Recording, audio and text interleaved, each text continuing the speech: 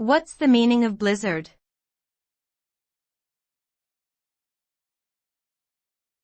Blizzard.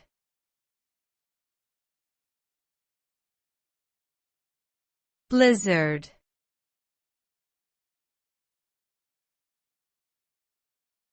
Blizzard.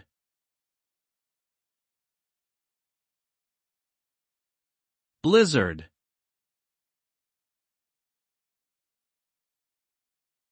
The term blizzard refers to a severe winter weather event characterized by strong winds, heavy snowfall, and low visibility.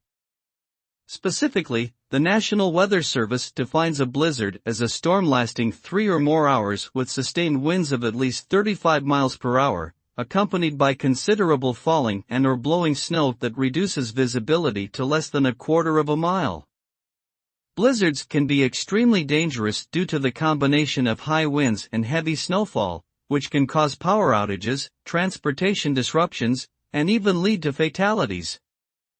It is important for individuals living in areas prone to blizzards to be prepared and take necessary precautions.